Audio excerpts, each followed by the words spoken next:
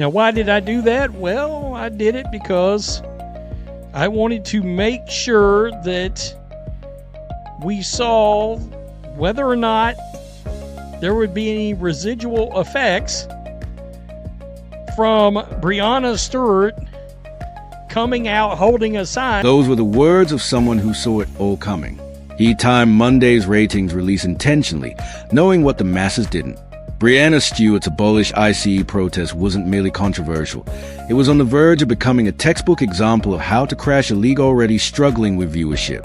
And when the numbers dropped, they were far worse than anyone had imagined. Well, there was. But I think there was another indictment of this league as well. Number one, this is the worst I've ever seen their ratings. Monday's ratings, and we'll get there. We're going to do Friday, Saturday, and Monday. But it also shows you how few people outside of, if I'm just being real, some activist fans are watching. That's the indictment in full. When your ratings crash to an all-time low and barely anyone notices because there were so few viewers to lose, it's not a controversy, it's an existence problem. Unrivaled just delivered numbers so catastrophic that TNT executives are likely scrambling over that $16 million contract they locked in. To grasp how it came to this, we have to retrace the steps the league itself was boasting about just a week before the disaster. Now, in case you don't remember, this was just 7 days ago. All right, a 48% increase over 2025. $40 million in league revenue in its second season. And I was like, interesting. And what made that interesting is, well, the media rights deal from TNT is 16.667. A 48% revenue jump sounds huge until you break down the numbers. Season 2 brought in $40 million, but $16.667 million of that came from a single source, the TNT media rights deal. It's a 6-year contract with a 3-year exit option, meaning TNT could walk away in 2027 if they choose. And here's the kicker. The Wnba just inked a media rights deal worth over $200 million a year. Unrivaled, $16 million total. That's not a media deal. It's a handout. The rest of the $40 million, investor cash, not ticket sales, merchandise, or basketball revenue. Backers hoping this venture eventually clicks. It's done. And this $40 million revenue is not basketball generated. This is investor generated. Well, at some point, investors want returns. They want to see what was generated. So let's just jump into this. This is Friday, okay? Last Friday. This is prior to Breanna Stewart. Right here, the Phantom versus Vinyl, TNT, did 30,000 viewers in the 18 to 49 ad demographic. The Mist and Rose, 30,000 viewers in the ad demographic. That same game, I guess, was the Phantom Vinyl game, was simulcast on True TV, did another 20,000 viewers. Look at these ranks far as actual. Let's break down the 3-day trajectory because the numbers tell the story.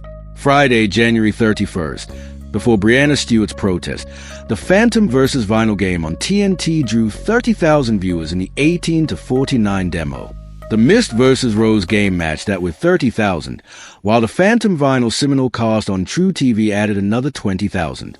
For context, total viewership is roughly 4 times the demo, so these games barely cracked 120,000 viewers on a solid night, ranking 131st, 125th, and 229th across all cable. Saturday, February 1st, the Luna Owls vs. Breeze drew 30,000 in the demo, ranking 143rd, and the Laces vs. Vinyl pulled 20,000, ranking 167th.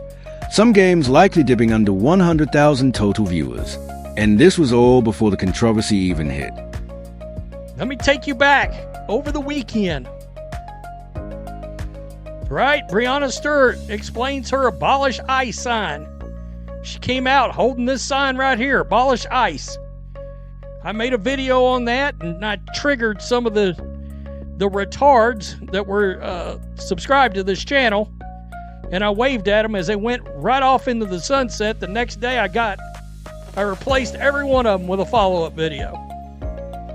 All those subs came back. Not those people, but, you know, people with common sense came back.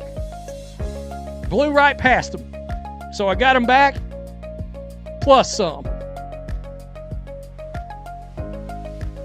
And Breanna Stewart, of course, run her mouth with this. Abolish ICE, which means having policies to uplift families and communities instead of fueling fear.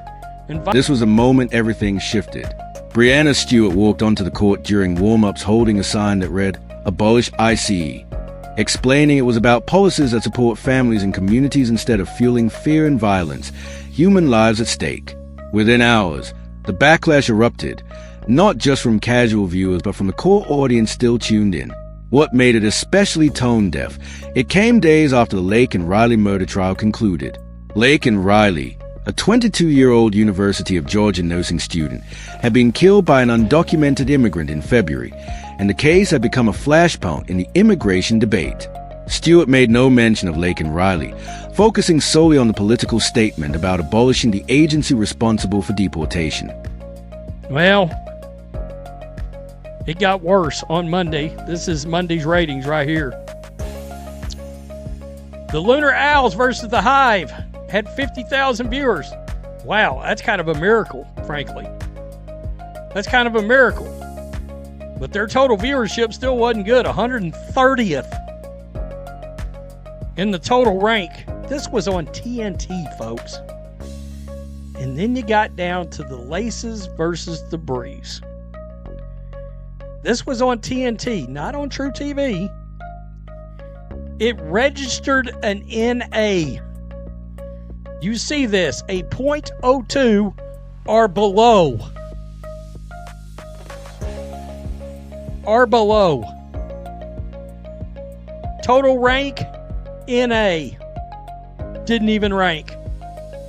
Didn't even rank on the cable ratings, total viewers. Didn't show up. Monday, February 3rd. That's when it got catastrophic. The Lunar Owls vs. Laces game on TNT drew 50,000 viewers in the demo.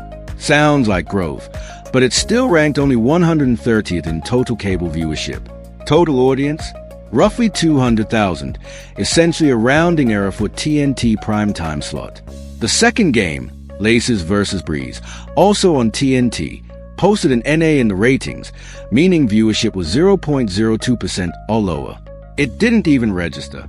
A professional basketball league with a $16 million media rights deal from Toner Sports aired a game that failed to show up in the rankings. That's not a bad night, it's a death spiral. This is a reality check no one wants to face. Unrivaled was supposed to be the safety net while Wnba players negotiated the new CBA, yet it couldn't even draw an audience.